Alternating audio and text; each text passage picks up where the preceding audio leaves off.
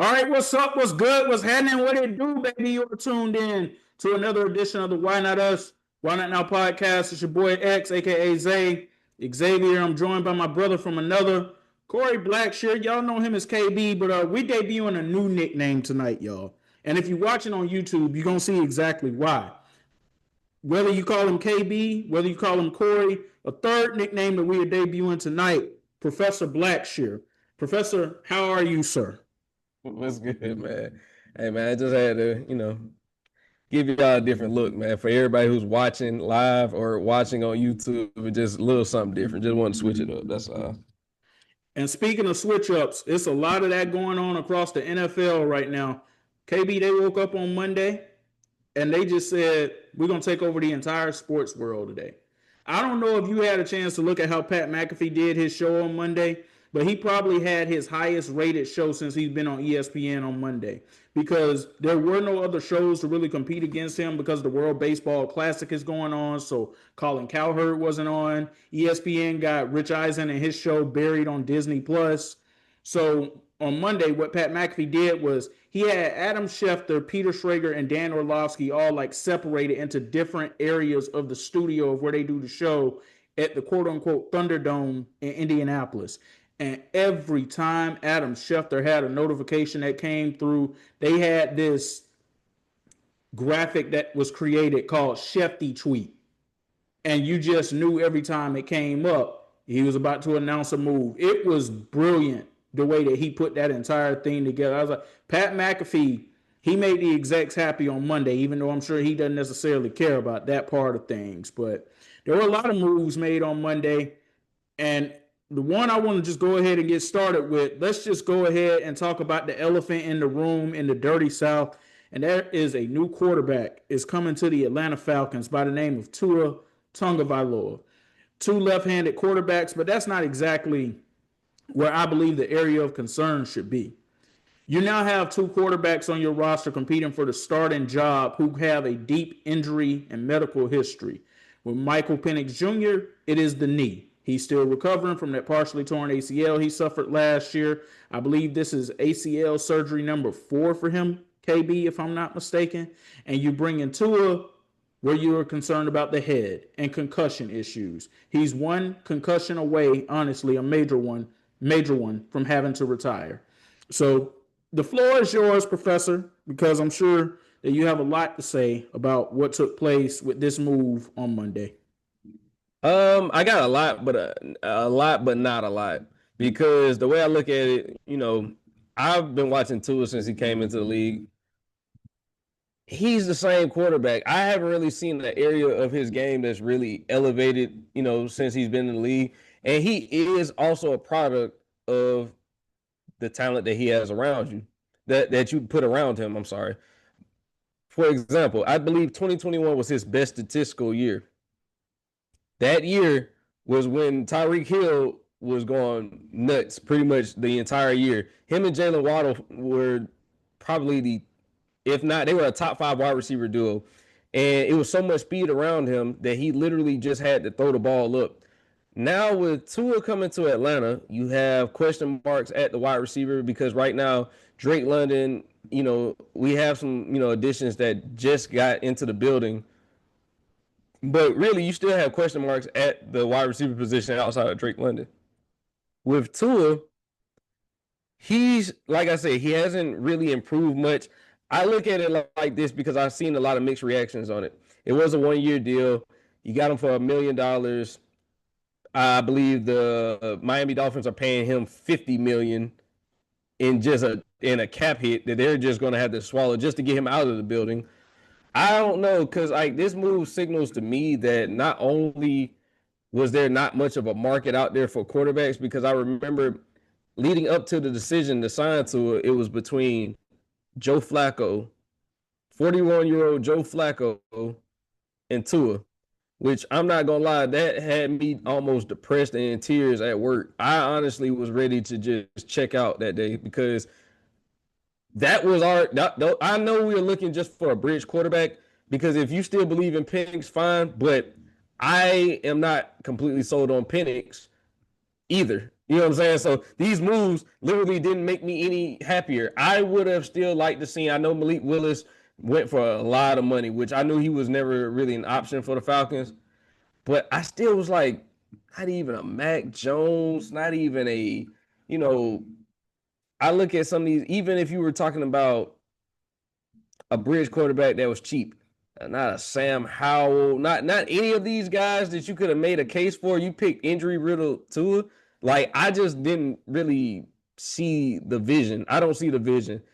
And, this is another year where the Falcons are going to be looking at possibly being in the worst division and also not being competitive in a terrible division, because there's not been any signings that have really, got us excited. Like, if you look at all of the moves that have been made from the first 3 days of free agency, you let Caden Ellis walk. You let D. Alfred walk. Tyler Algier has now left the building. He is with the Arizona Cardinals. You bring in Christian Walker from the Texans. You bring in a guy.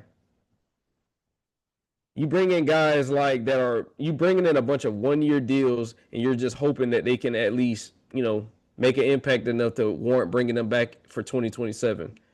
So it is going to be a wait and watch type of year. I don't think this is going to be the year that they were banking on. I know you said something about they're all in on the 2027 season, which, I mean, that's pretty obvious now. Once you see the moves that they're making, it kind of is very obvious that this is not going to be the season that we're going to see the best product on the field for the Atlanta Falcons. So I'm going to be optimistic. I'm not excited about the whole Tua signing. I'm not that big on Tua when it comes to, just his on the field play, because I've seen it enough, and I've seen it with extraordinary weapons in Miami. So now you come to Atlanta where you have some extraordinary weapons, but you have a lot of question marks. I don't know exactly what's going to change, like what kind of quarterback, because we just franchise tagged Kyle Pitts, and this is going to be another year where Kyle Pitts may not get great quarterback play, which has been the story of his career. Drake London has had to be the wide receiver he's had to be despite quarterback play for the majority of his career. So, again, how long are you going to tell Atlanta Falcons fans, let's just wait till next year? Just wait till next year. We got something coming. We got something coming. Like, I feel like that we're keep seeing the same story over and over again. So I don't know. I'm gonna be honest with you. I don't know what to expect this year. Okay, so let me try to calm the waters here a little bit for you and all the Falcons Nation. Yes, Tua has had extraordinary weapons in his time in Miami, but you know what he hasn't had? An extraordinary or even close to extraordinary or even decent most of the time offensive line. And that is something that he will at least inherit if he goes to Atlanta. A good offensive line that should help keep him upright. Now, yes, I do believe that the long-term plan is now focused towards 2027 when it comes to the quarterback position. You brought up Mac Jones.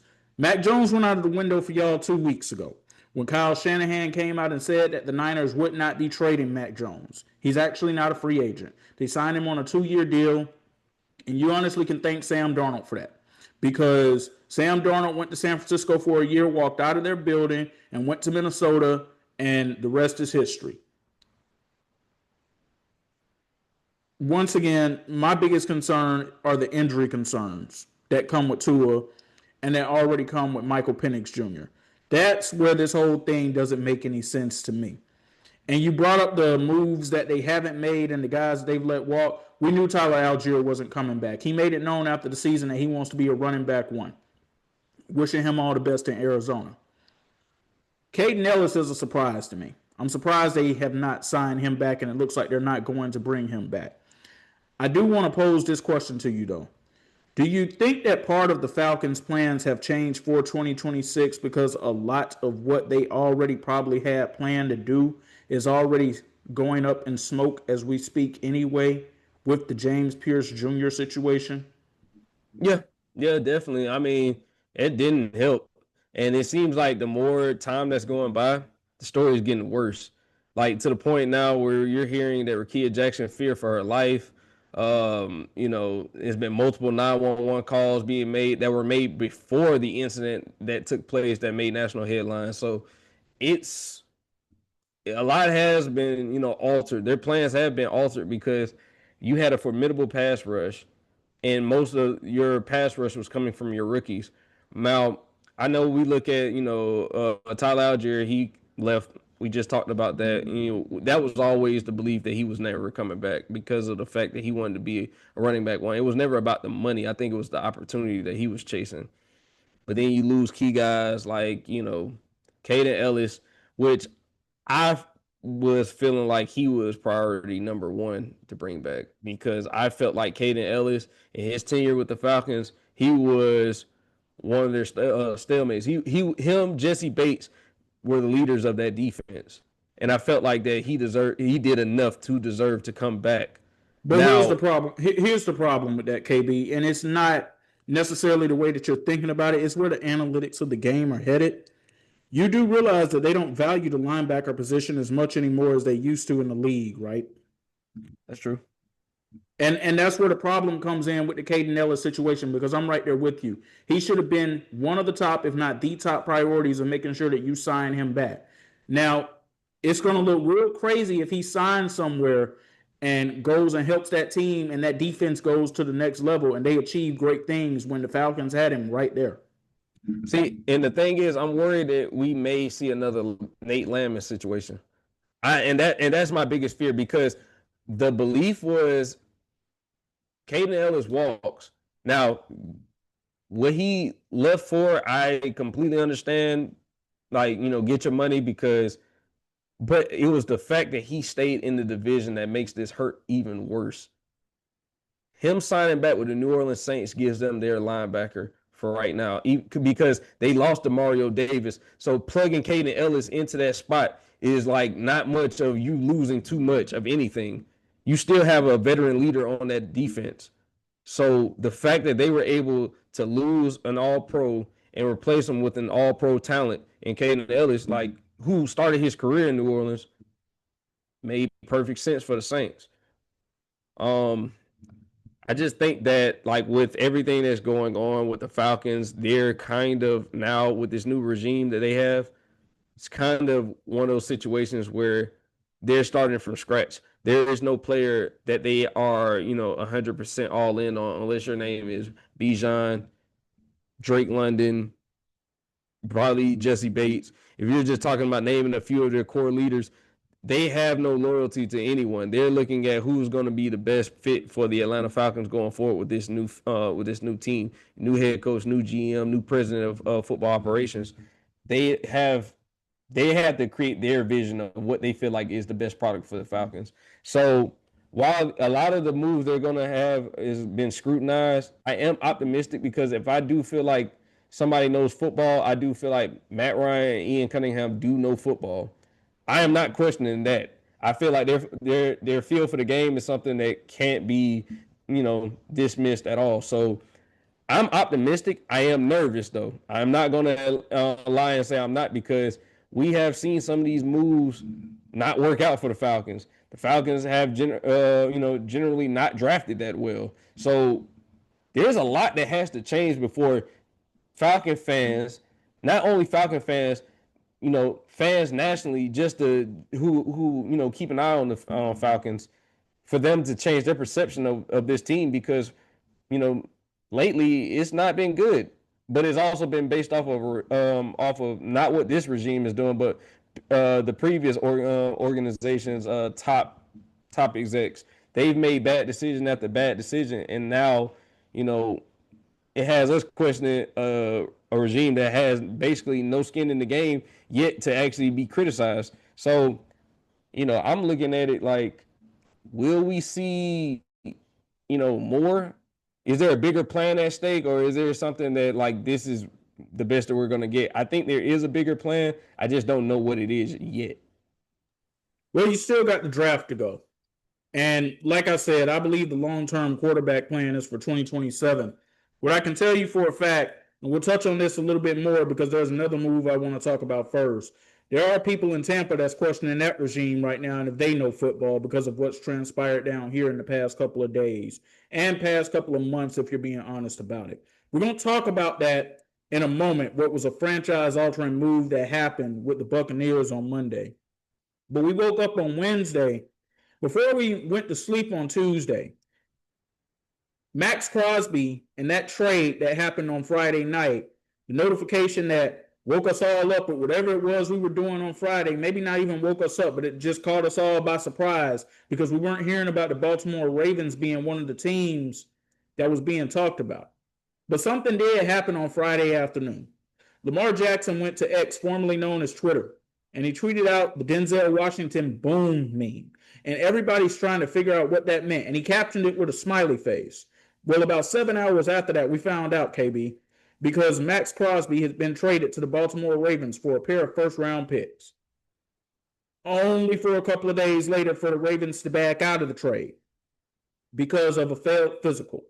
So now there are medical concerns when it comes to Max Crosby and that surgically repaired knee that looks like it's a part of the issues.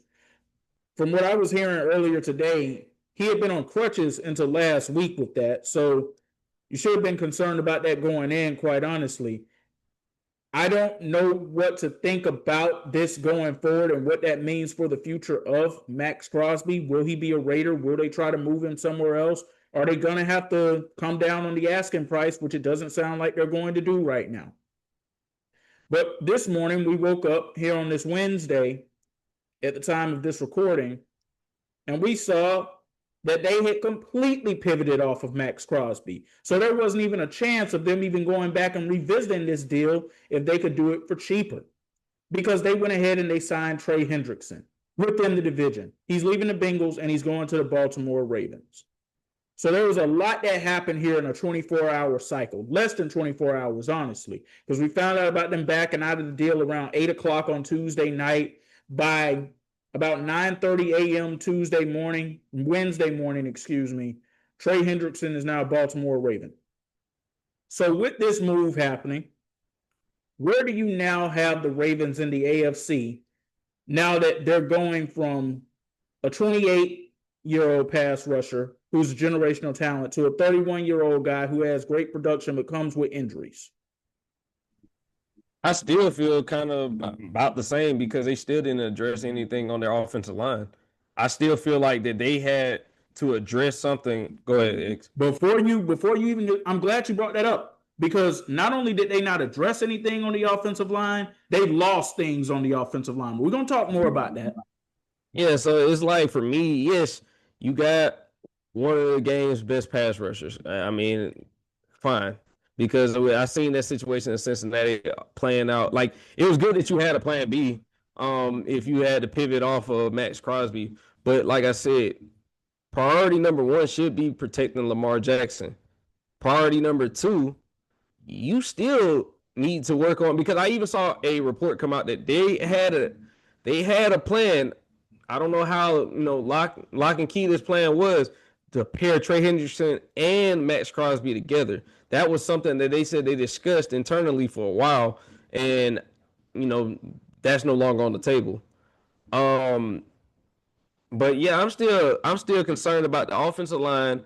I'm still concerned that you don't have enough as far as from the wide receiver position to make an impact. I look at them the same way I looked at them yesterday or the day before yesterday. I don't really see this, move pivoting them to the top, like pushing them to the top of the AFC, because I don't look at them as being I still feel like they're going to have the same issues. I feel like that if you don't have anyone to protect Lamar, and then like I said, like you just said, not only did you not add, you lost a key piece, and then you haven't added anything back to that. Like, that's where I'm like mostly concerned with them. Yeah, X, you might have to take this one because, like I said, if anything, I'm more concerned now because you did add a pass rusher. Yes, you needed that. That was very good move. But if that's your only move, you're in trouble.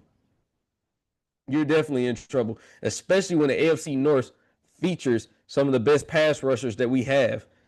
You still have to see TJ Watt. you still have to see the reigning defensive player of the year in Myles Garrett. These guys ain't going away. So if that's what you want to do, which is just address the defense line, but you have no plan to address anything else, hey, good luck to you. That's all I can say.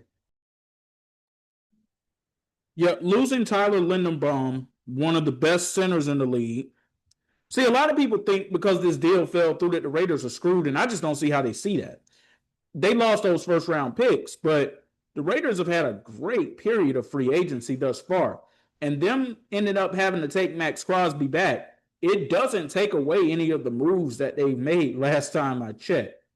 Adding to the defense, re-signing Eric Stokes. Shout out to Eric. That is a native of Covington, Georgia, where we are from. Getting the bag. Congrats to him and his family. If anything, you just hurt their plan of being able to do more with those first round picks. And honestly, KB, I don't know exactly what they were going to be able to do with it. I like what the Raiders have done so far because it looks like so far they've taken the strategy somewhat of what the Chicago Bears did last year. We got this young quarterback who's going to be coming in this case is going to be the number 1 overall pick, who everybody assumes will be Fernando Mendoza. And we need to build up our offensive line around him. They already have a good left tackle. They got some good pieces on the interior, but they just needed to strengthen up some more pieces on the O-line. We'll worry about everything else later. I'm more concerned about this Ravens front office going forward. Because like I said, Trey Hendrickson is 31 years old, and he has a series of injuries that come with him. Now, it is something that I believe could work for the first year or two of this deal. But honestly, KB, we have to ask ourselves, how do we not know that this is going to end up being closer to what Von Miller was with the Buffalo Bills compared to them thinking that they just got another franchise pass rusher? It's just something about signing guys in their 30s that have a big injury history. It's just something about that turns me completely away from that situation. I heard all this talk about when it came to Trey Hendrickson, he and the Buccaneers have interest in each other. And I kind of was just thinking, maybe that's not the direction they need to go in with this. And maybe I feel this way about it because of what happened with Hassan Reddick in the past year, which was a total disappointment. I don't know. Maybe it will end up working. Maybe one of the advantages to this also is the fact that, Jesse Minter, first-year head coach, is a defensive-minded guy. So maybe he'll unlock something else or unlock the rest of the juice that Trey Hendrickson has within his career. But this is a 4-year deal, and I'm just going to ask you this realistically. Do you think that he's going to be an elite pass rusher for the next 4 years? No, absolutely not. If I had to venture to guess out of that 4-year deal, how many years he would be an elite pass rusher, I would say possibly 1. And I'm being very fair when I say a possible 1, and that's given the injury history. And that, like I said, that's with pure optimism, not based off of the injury history, but just based off of, do I think he'll be productive enough, not just in that division, just in, just in general. I think that his best years are behind him. Let me ask you this, because Buffalo signed Bradley Chubb earlier. Do you think that Baltimore would have been better off signing Bradley Chubb for a little cheaper and going into their draft bag trying to find that next generational pass rusher, considering the fact that Lamar Jackson does have an impending contract coming up, which I'm sure is going to make him one of, if not the highest paid quarterbacks/players in the league? Yeah, I think you would have been better off just going cheaper because, like I said, is this a franchise-altering move? No. I don't look at it this way. Even with the Max Crosby trade, I felt like that would have been, more of a franchise-altering move, but they still have holes that they need to, they need to address all these different holes that they have on this team. This roster has holes in it throughout the defense and the offense. I think that you would have been better off allocating that money, spreading it out a little bit more, going with a cheaper option because, to be honest, who's to say that Bradley Chubb won't, outperform Trey Hendrickson this year? Who's to say he won't do it? Because I already know his availability. He'll be there. I do know that, barring anything, we're not wishing injury. injuries on anyone. We're just stating the facts based off of what his production has been the last couple of years and how many games he's been available for. Well, honestly, it's only really been the 2025 season that we saw that, though. He did have some injuries in Denver, and he has had some injuries in his time in Miami, too. So when it comes to the injury front, they're kind of equal right there, but he's a younger guy. And I do feel like there's some untapped potential there that somebody has not been able to get out of him. His first 2 years in the league, he looked like he was going to be one of those guys. And I don't know if it was him going down to Miami, because that first year under Vic Fangio, he was unlocking the best out of Bradley Chubb. Or when he was in Denver with Vic Fangio, he was unlocking that out of Bradley Chubb. He went to Miami and things just kind of stalled a little bit, even though he did look really good at times last year. And just putting him up there in Buffalo, I don't know. It's one of those risks that you take. But this also told me that the Buffalo Bills are also not looking to go towards Max Crosby's way either. And they were one of the teams that were rumored to potentially be in the sweepstakes for him too. So that officially looks like it's out of the window. When it does come to Max Crosby, though, if there is a team out there that you think that he still could end up with, who do you think it would be? Oof, that is interesting.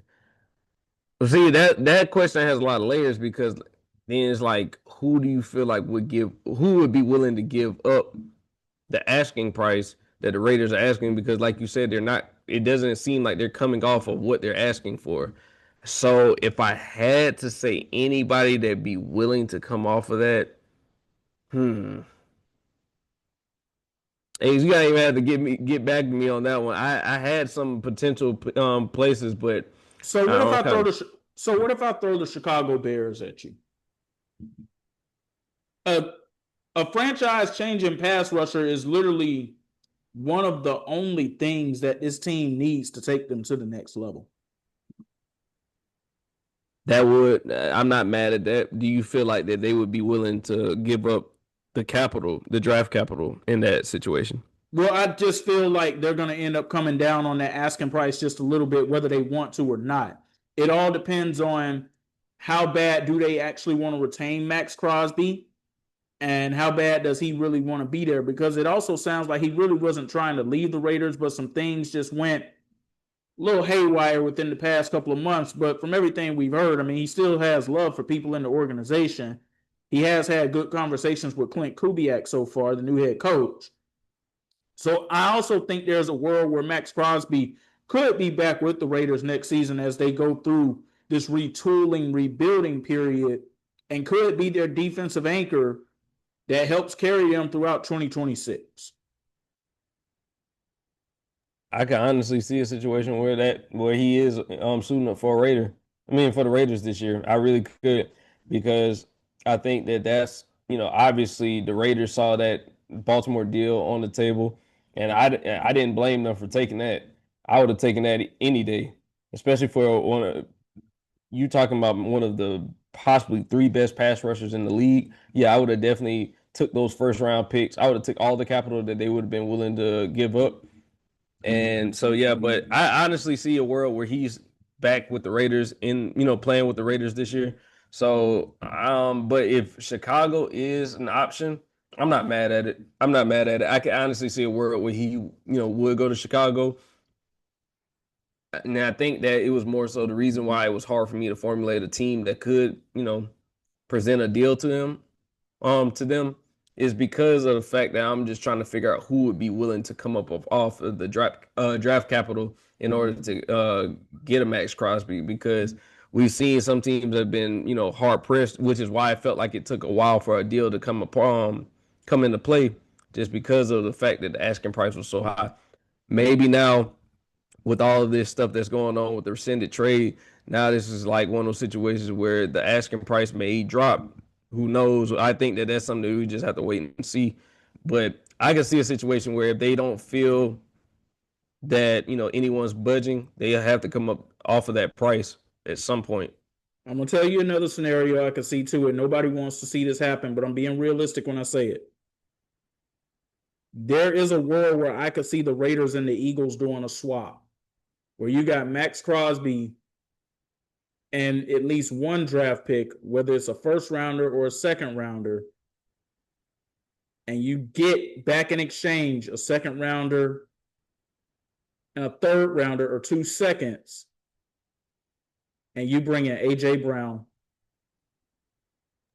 Yeah, you're right. Nobody wants to see that. Yeah, you said it right. I'm glad you led with that because you're right. I don't want to see that at all. Like in no world. At all. Like this no. I'm good on that. Completely okay with that not happening ever. I'm just saying, I mean, we've heard about AJ Brown being in trade talks and a trade to the New England Patriots that could have happened that didn't happen. It's just something to think about. Again, nobody wants to see it, but it's something to think about. Talking about some more of these free agency moves, Travis Etienne is leaving Jacksonville and he's going to the New Orleans Saints. They are letting Alvin Kamara walk in free agency. They already lost to Mario Davis, and it doesn't look like Cam Jordan is coming back either. There's officially a new era going underway in New Orleans, KB.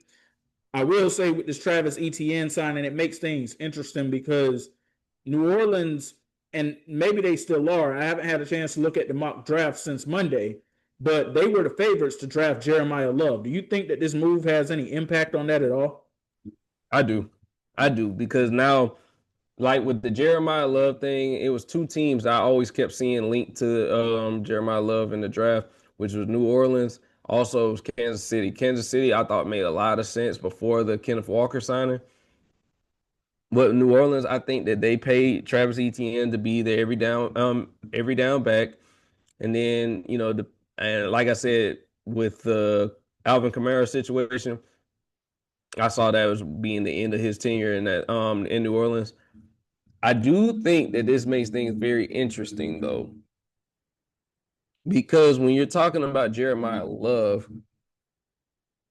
could he fall into that later part of the first round if there's a team that's not willing to take him? Because now that like I said, the 2 teams I always saw linked to him, the 2 teams I saw linked to him was New Orleans and was Kansas City. Now he is definitely, I don't think he'll stay on the board that long, but I'm trying to see like what team do you think that he would be a good fit for because of the, who would make a deal for him right now? Like who would be the one that you would put Jeremiah Love with? So one thing I think we need to be on the lookout for when it comes to this is we need to ask ourselves the question of one of these teams drafting in the top 10. How is Cam Scatterboo and his recovery going with that knee injury? I feel like that's a valid question to ask because the Giants are still one of the teams that very well could look at taking Jeremiah Love with their first round pick. And if they do, it tells me that the recovery either isn't going well or they're not as confident as Cam Scatterboo being a franchise running back as it looked like he was going to be in 2025. That's one thing that you can look at with that. Another thing, though, somebody could trade up for him. Yeah, I think the Giants thing is interesting because I feel like if you were to take Jeremiah Love with your first round pick, he's your running back of the future.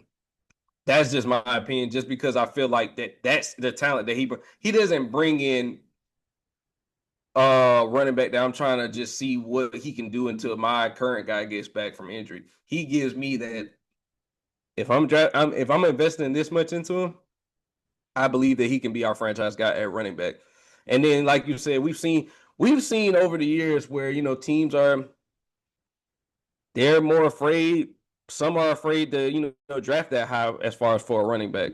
But then we've seen the Saquon Barkleys of the world, the Bijan of the world that show that you can draft a running back that high and still get great output from him. So I think that with the whole Giants thing, that would be interesting. I would need to see that because, like I said, if that's what you do, I really feel like you're signaling that I don't know if Cam Scatterboo is our running back of the future. And I know the fans in New York love him. He plays gritty. He's tough. I like Scat.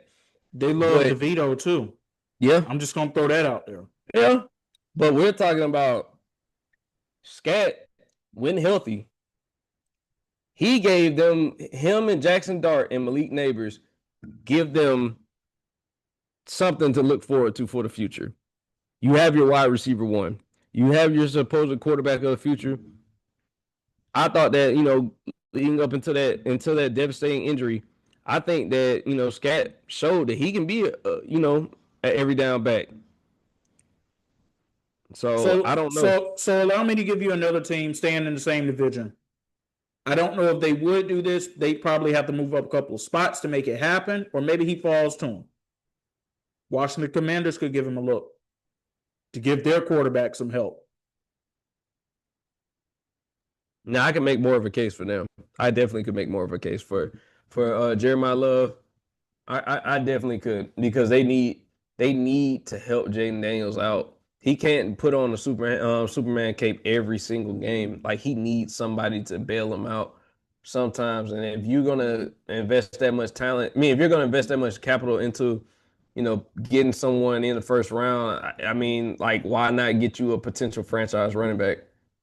So I'm actually all for that move. I could see that move more than the New York Giants. I'm trying to think, is there a team in the AFC that could still make a move at this point?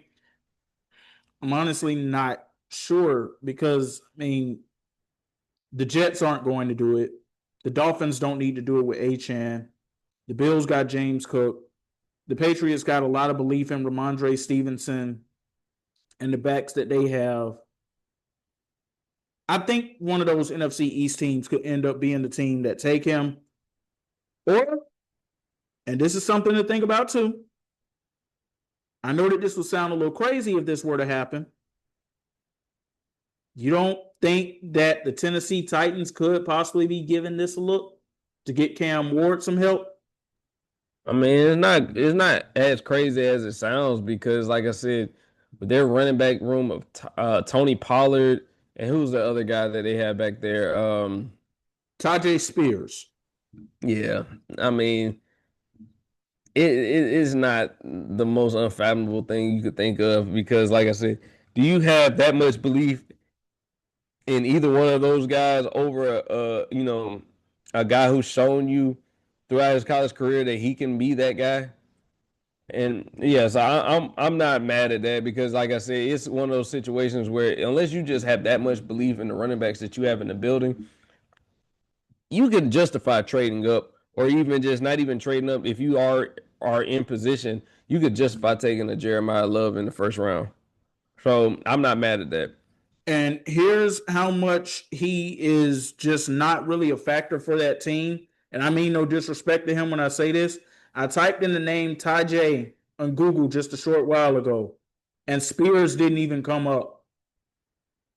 That just tells you that right there, unfortunately. So Tennessee could be a team to watch in that category too. The Miami Dolphins have a new quarterback, Malik Willis, getting this contract that gives him $67.5 million, $45 million guaranteed. And I know that there are people who are going to say, oh, he's only got 6 career starts.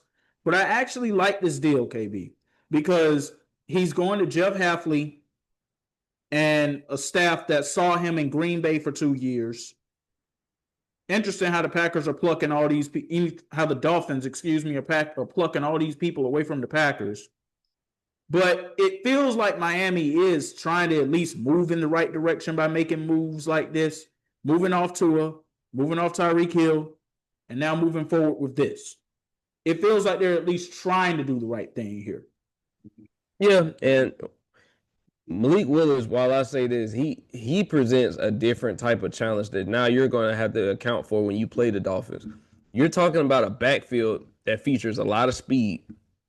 The read option now is in play. Jeff Hadley has shown, now we've moved off of pieces that I had no loyalty to any of those pieces. Now we're going to start building this team in my vision. Malik Willis signed a massive 3-year deal, and I'm not going to lie to you. The small sample size that he showed last year shown that he had some game. He just needed the opportunity. I do think that Malik Willis is going to do good things for the Dolphins. I think that, getting off that Tua contract was priority number one. And while they still are going to be paying him $50 million this upcoming season, you got to rid the bad mojo of the previous regime, and you got to start building from the ground up. It may not look always pretty in year one, but hey, we're starting a new vision. We're starting I think that people in Miami can be patient. Give them time to actually get this thing going because, like I said, I like the moves that they're making. Getting Malik Willis in the building, I think that he was the most sought after free agent quarterback that was out there. I really do. I even think that they even looked at him more sought after than Kyler Murray is because of the fact that you could have got him cheaper and the fact that he has so much upside. I think that this is something that you're going to go through some growing pains for sure. But if he shows you anything, I guarantee you that he's going to show you that he has some IQ for the game. Like I saw that in the few games I saw him start for the Packers this past season. He has game. I even seen it when he was in Tennessee. Like you saw flashes of the talent always. Now it's just he's going to get the opportunity to showcase his talent, on a larger level. I think that you don't give a contract to that guy unless you believe something that you've seen. $99 million in dead cap money the Dolphins are having to take on by releasing Tua. But what I will say is that the Denver Broncos pretty much kind of gave everybody the formula of what to do with this, the way that they cut Russell Wilson a couple of seasons ago, and they had to continue to pay out that money and inherit that dead cap space. Well, they drafted Bo Nix, and they moved forward in the right direction with Sean Payton and Bo Nix. They're at the helm leading the way.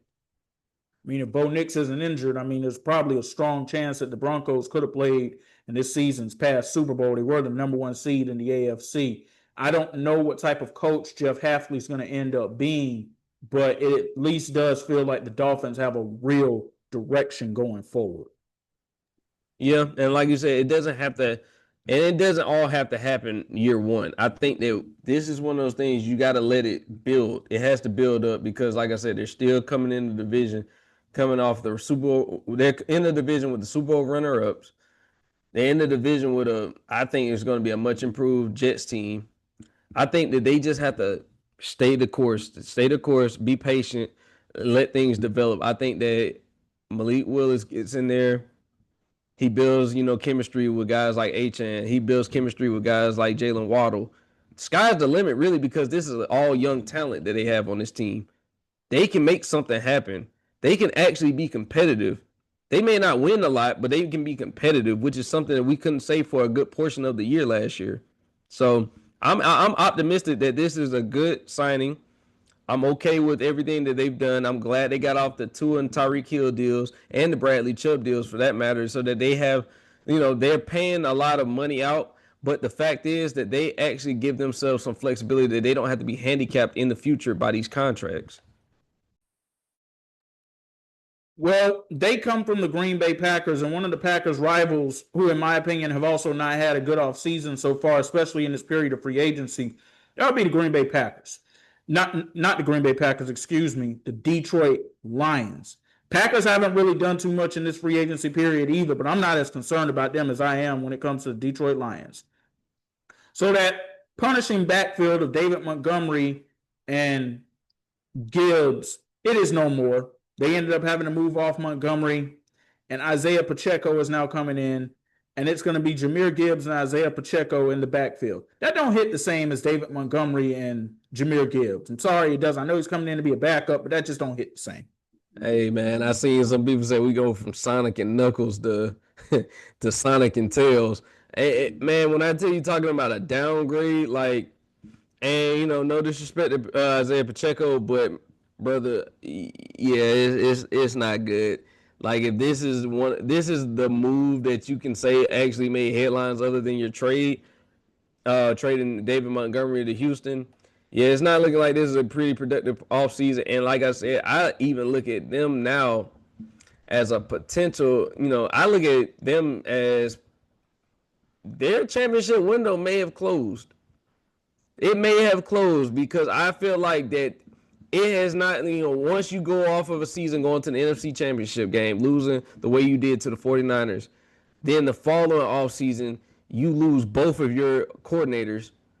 Now it looks like you've regressed every single year since that NFC Championship game. So yeah, I'm looking at it like, man, I don't know about the Detroit Lions because that division has improved so much with Green Bay, Chicago, and hell, if you can the only one that you can say I don't necessarily know anything about is Minnesota, which as long as 9 is back there, I have no confidence in them either. So with those two teams being the best two teams in that division with Green Bay and Chicago, I don't know where Detroit falls in that because this used to be a team where we could say is a shoe-in to win their division. Now they have so many question marks. They also, let's not even forget, they also lost Alex Anzalone.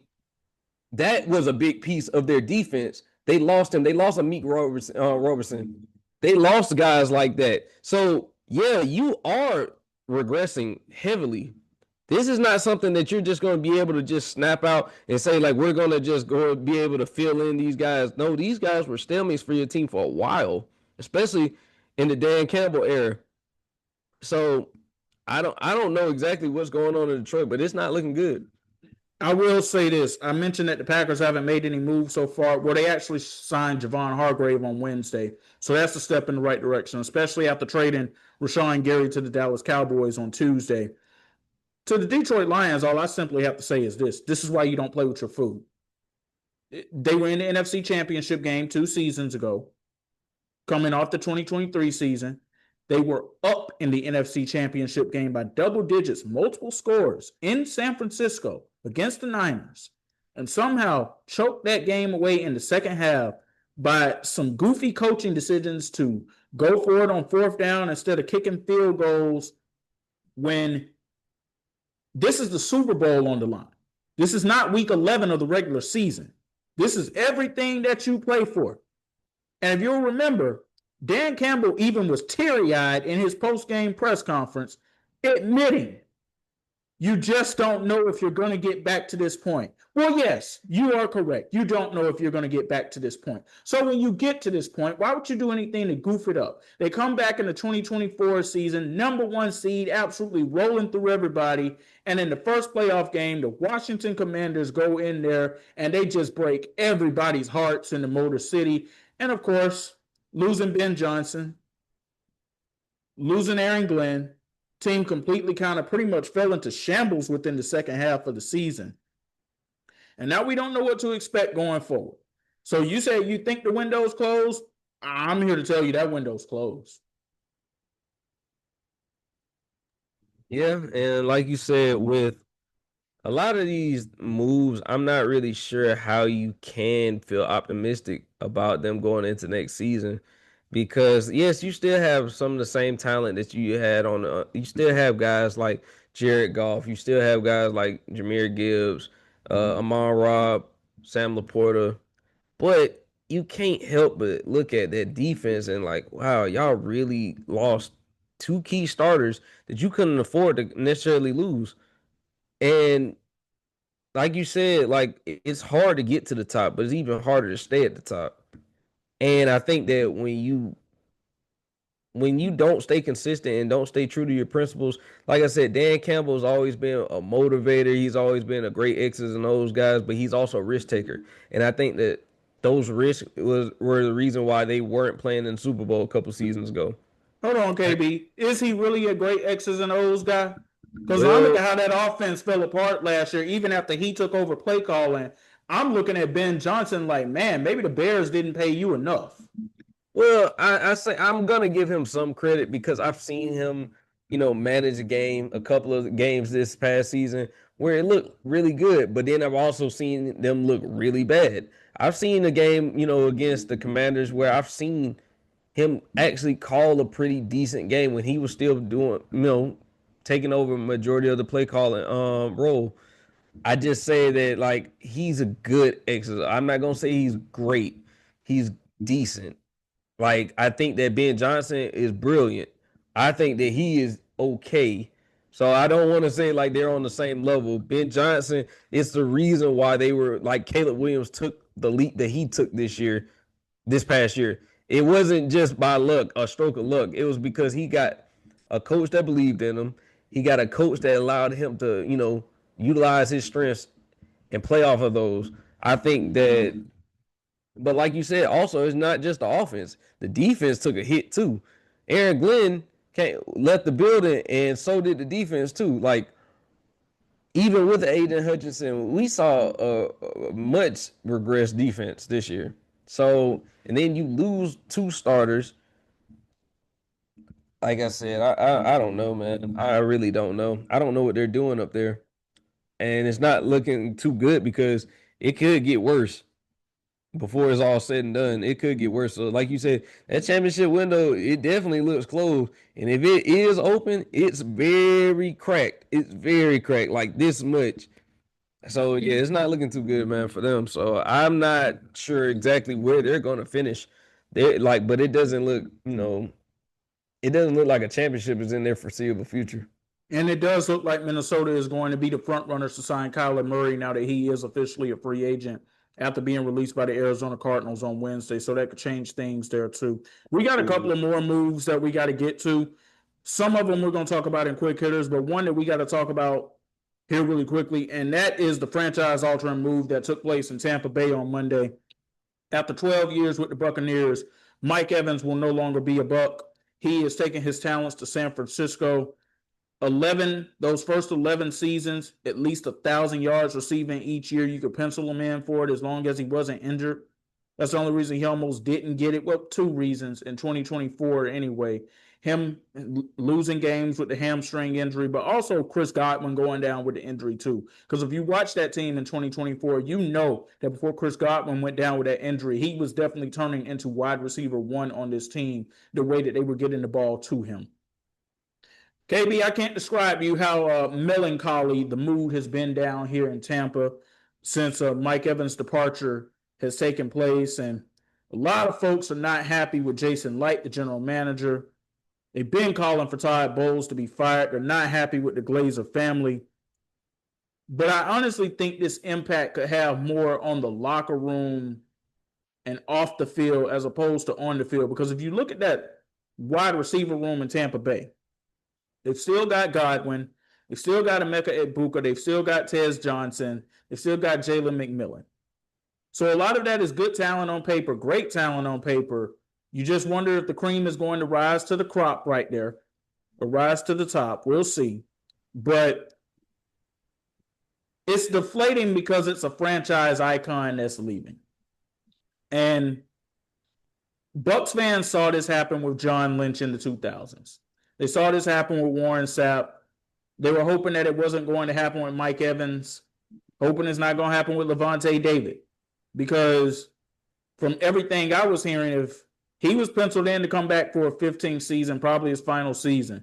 Now it's looking like he's more than likely going to retire now that Mike Evans is out the door. And what you hear me saying for most of last year, KB, I thought that Evans and Levante would come back together in 2026. And no matter how the season ended, that would probably be it for them. And they would go out that door together. But you also haven't heard me say that since December, because there was a night that happened during the season that changed everything for me. It was great for the people in Atlanta. It was deflating for the folks down in Tampa. And that was the Thursday night football game when the Bucs were up 14 points in the fourth quarter. Blew that lead, but still had a chance to walk out with the win despite all that, because they had the Falcons backed up on 3rd and 28. And Todd Bowles' defense proceeded in 2 plays to give up the first down. And I was not down in the tunnel when this happened. I was in the press box when it happened, but I saw the videos the minute it leaked out from all of my fellow colleagues in Tampa. Mike Evans walking off the field before the Falcons could even kick the field goal. Very not Mike Evans-like. It's not his character to basically be screaming things like 3rd and 28 and showing how disappointed he was that they had given that up. And just a lot of different things that happened that night. From that moment, Levante David storming out of the locker room before the media had a chance to talk to him. Todd Bowles going to his press conference and dropping the F word 7 times, even though it was in a very calm demeanor. It still was out of character for him to do that. That was the night that I felt that things went awry. I don't know for a fact that that's the night that things went awry. What I will say is this before I hand it off to you. Mike Evans, when he re-signed after the 2023 season, going into 2024, he talked about wanting to be a Buck for life. 2025, January of 2025, disappointing playoff loss against Washington. But he still comes out and says that he made the right decision re-signing with Tampa. So at that point, still want to be a Buck for life. 14 months later, he's a San Francisco 49er. So what ended up happening here? Well, a lot has happened. Liam Cohen is in Jacksonville. And we saw how great of an offensive coordinator he was in the 1 year he was with Tampa. We saw the difference that he made with Jacksonville in one season. They went from being 4-13 to being 13-4. This isn't the only part of it, but you can't convince me that Todd Bowles being brought back as head coach also did not play a role in this whatsoever, because I would not classify the San Francisco 49ers as necessarily a title contender. But I do know that they have one of the best offensive minds in the game who is the head coach. And I did not like the job that Josh Grizzard did when it came to getting Mike Evans the football, even after he came back from that collarbone injury that he suffered last season. He still should have had more than 368 receiving yards. And you look at that night game against Atlanta, that Thursday night game, Mike Evans was eating that night. Yeah. And from that point forward, there was never another game for him in Tampa Bay where it was like that. But it wasn't his fault. They were not scheming to get him open. And the offense just looked like a complete shell of itself. And now there are just questions about this organization going forward, being the Tampa Bay Buccaneers. They retained Todd Bowles. They lost Mike Evans. And they haven't addressed a need in terms of getting one of the dominant pass rushers in this free agency period. You just watched Jalen Phillips sign a 4-year deal to go to the Carolina Panthers. That's somebody that the Bucs should have been doing everything they could to bring to their team. So I don't know what to expect from this team next season. Maybe they could surprise us with some moves that they make in the draft. But it has indeed been a couple of past few dark days down here in the Tampa Bay Southwest area in Florida, KB.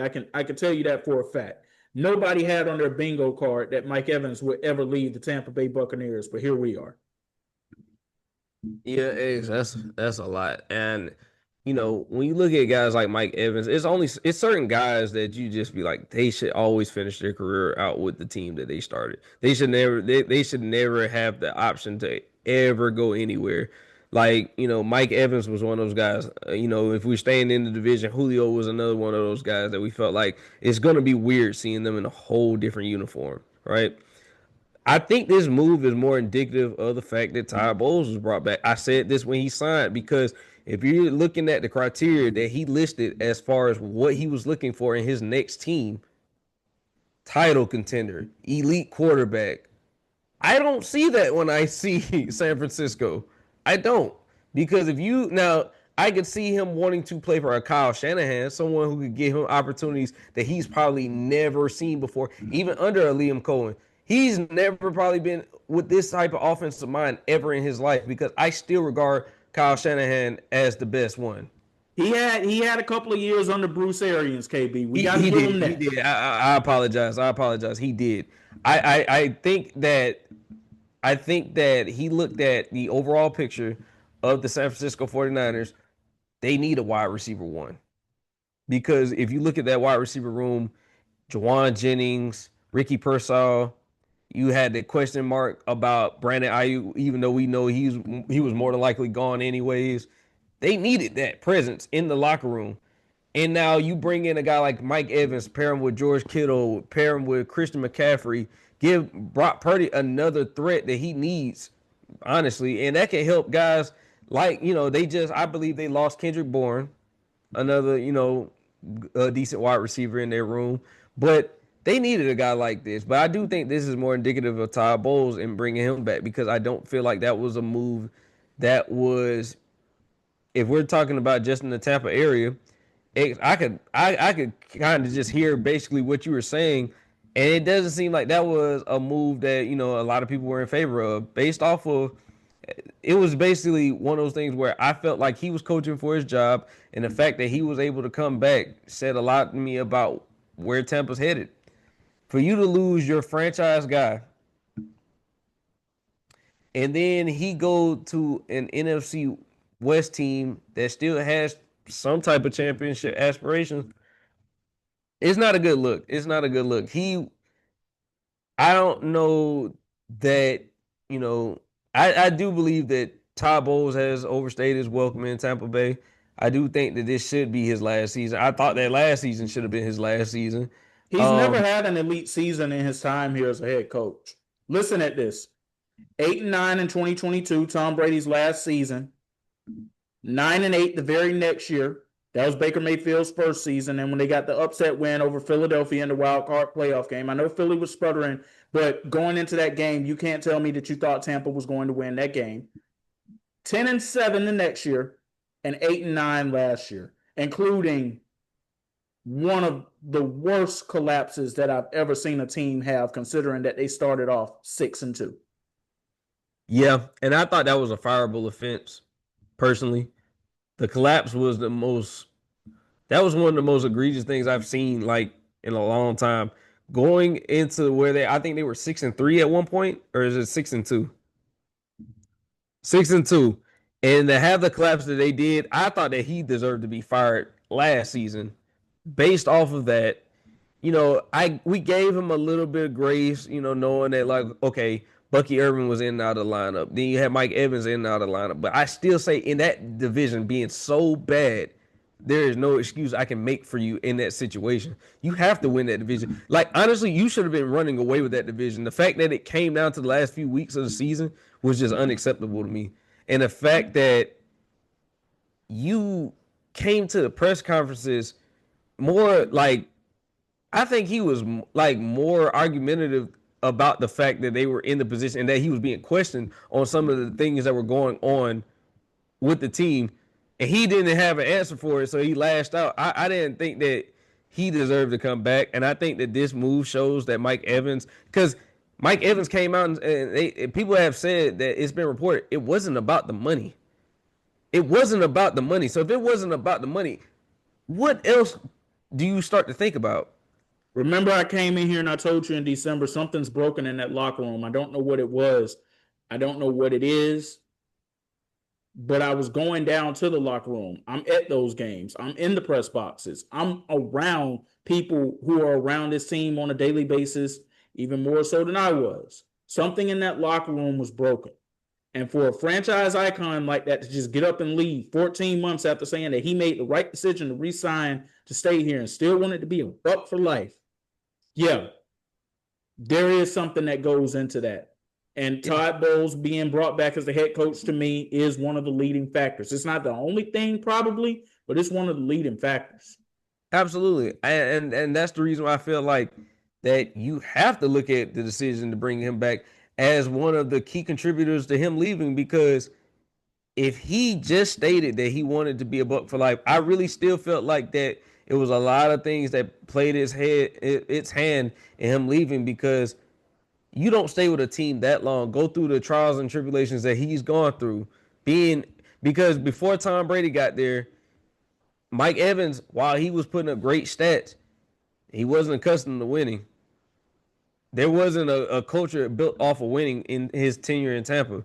So for him to stay through all of that and this being the final nail in the coffin for him, I think that Todd Bowles him being brought back as the head coach played a very significant role in him deciding to go to the San Francisco 49ers. All right, man, we got to get to some quick hitters here really quickly. Some more NFL free agency moves. The Pittsburgh Steelers are making moves now that they are in the Mike McCarthy era, trading for Michael Pittman from the Indianapolis Colts and signing Rico Dowdle on a 2-year, $12.25 million deal. I got to tell you, KB, I like it. I like the direction that it looks like they're going in. I just question who their quarterback is going to be. I'm glad you said that, because I love that, because they need some explosive weapons on this offense. But if the question mark is one of the most important parts of your football team, I don't know, because it's kind of just like, let's see, because you're possibly bringing back Aaron Rodgers, and I don't know if that goes, like, even on a year deal, it's just like, okay, cool. but we brought in these weapons so that we can have a more explosive offense. You brought in a Michael Pittman to pair with a DK Metcalf to give you a more formidable offense. Then you bring in a 1,000-yard rusher, Enrico Dowdle, who wanted a larger role. Because now with him, Jalen Warren, hey, I like what they're doing, but I need them to finish the whole thing because, like I said, until they address that quarterback position, I don't know exactly what we're going to see with this team. But I like what the move. I do love the move to bring Enrico. Jordan Davis becoming the highest paid nose tackle in NFL history by the Philadelphia Eagles. I might be wrong on this, but I'm starting to lean towards, is Jalen Carter simply just a flash player, at least in that system? Because he did not now I know he suffered from an injury that kept him out a couple of games last season too. But he has not taken the leap, KB, that I thought he was going to end up taking coming off of that Super Bowl season. And Jordan Davis just looks like he fits this team better than Jalen Carter does at this point. Yeah, and also you don't have to worry about all the issues when it comes to character problems. Jordan Davis has been pretty much a model teammate since being drafted. Even before that, he was just being a model team. I think that Jalen Carter, the antics have played a part in it. The production has played a part in it. Like you said, no real growth has come since he's been coming off that championship, because the year that they made that run to the Super Bowl, he was elite. He was elite. But Jordan Davis, I'm gonna say this: Jordan Davis, I've seen with my own two eyes. He took a crazy leap this year. I could not believe some of the plays that he made.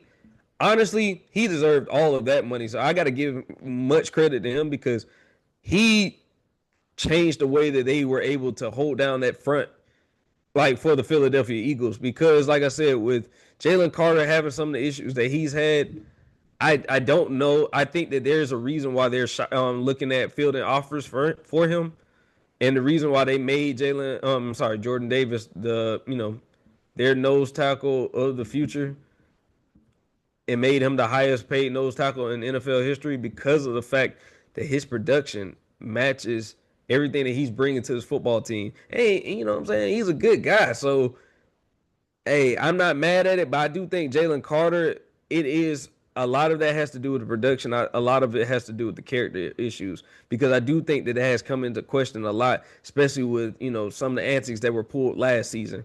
I mean, do you honestly think they were happy with what happened at the start of the season? I mean, you start the season out with Spitgate. I just think that, your reputation is starting to haunt you in more ways than one. And I think that, it's cool. Like, it's not even necessarily cool when I say this, but it's one thing when you're producing, but you're acting like a jackass.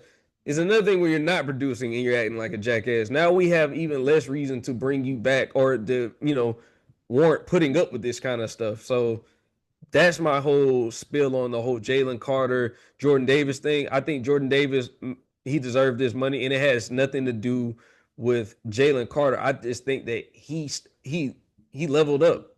He leveled up, and now Jalen Carter's looking at like he doesn't know what his role is going to be on this team, if he's even going to be on this team. Yeah, because they have started to flash him around, shop him around, I should say, in trade talks. We'll see. Look, in 2024, we already said it.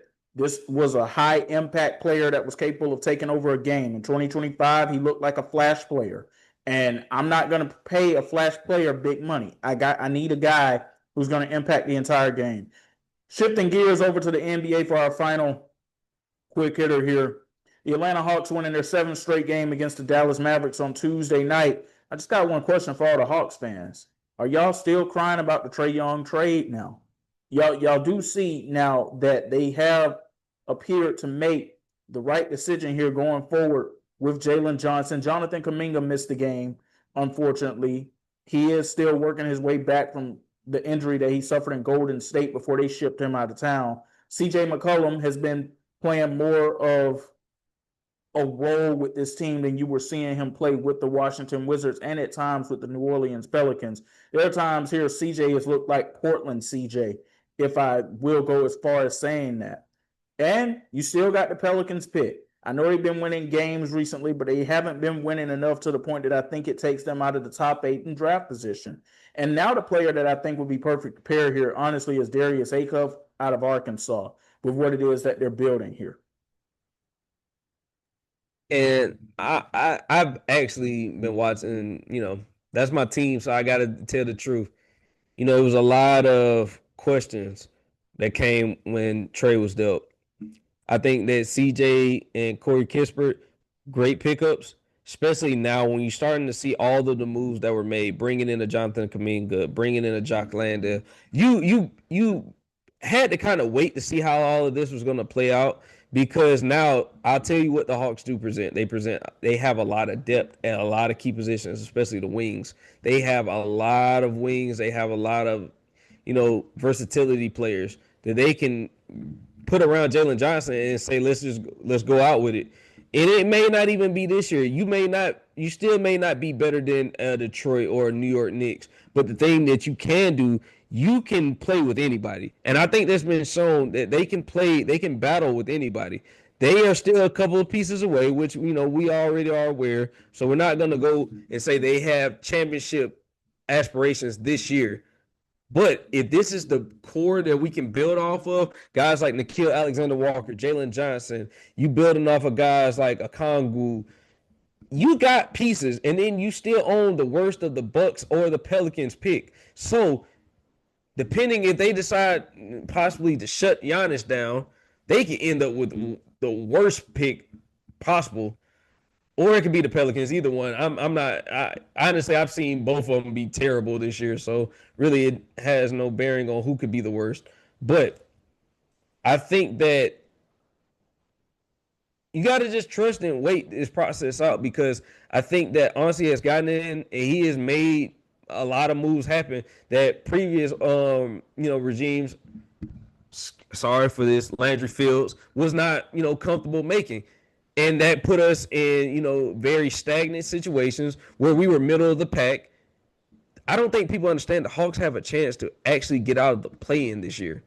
That is a big thing. But right now, what's separating 5th and what's separating 9th is about a 2 to 2.5 game difference. So the race is tight.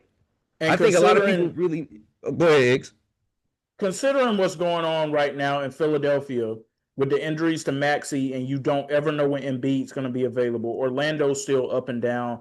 Miami's up and down, even though they had a great night last night, and we're going to talk about that in part 2. They very well could avoid the play-in all the way together and end up getting the 5th or 6th seed in the Eastern Conference if things continue in this direction. And when was the last time that you could say an Atlanta Hawks team actually had a chance to get a 5th? I don't think we've had that option since 2021. I don't think that's been a realistic thing for them since 2021. No, that's correct. Yeah.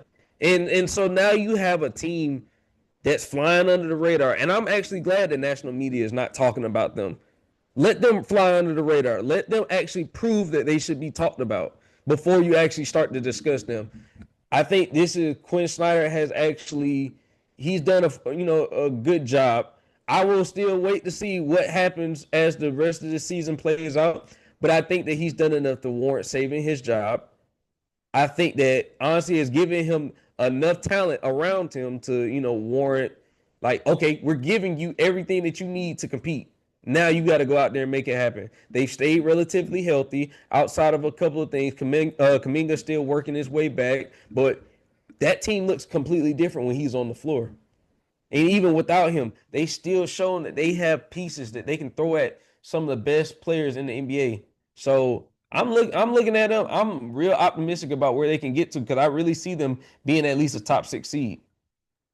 Yeah, I do too at this point. And they should also thank their lucky stars that Mike Dunleavy Jr. has just done a very underwhelming job as the Golden State Warriors general manager, because I don't know in what world you would have made that trade to bring Kristaps Porzingis in, who has only been available for 2 to 3 games so far for this team. I said, I'm sorry. I got to stop you 1 second, because I said based off of what you just saw, because I still got to go back to that Bleacher Report grades when they gave the Warriors an A for that trade. I'm not gonna ease up off of that 1 second because they gave that trade an A for their side and they gave that trade a C for the Hawks. I will never forget that. I think I still have the screenshot somewhere in my phone. That was the most egregious thing because I have seen Kristaps play this season, and it has nothing to do with talent. It has everything to do with availability. And he is never available. So I do not understand how that trade even got an A on their side. That was one of the worst trades I've ever seen. And here's what makes it even worse. Today, Steph Curry was ruled out for another 5 games, which makes it 20 straight games for him. So we don't even know if the Warriors are even going to make the play-in this year. And I'm just being honest when I say that because the Clippers appear to be more on an upswing than they do at this point. Well, like we told you, we got to get to part 2 of the podcast to talk about a historic night that happened in Miami. And quite honestly, it's something that's got a lot of y'all in y'all feelings. And I just got a lot that I need to say on it. Some of y'all I'm about to put in your place. But it's X and KB coming at you. We'll be right back with part 2.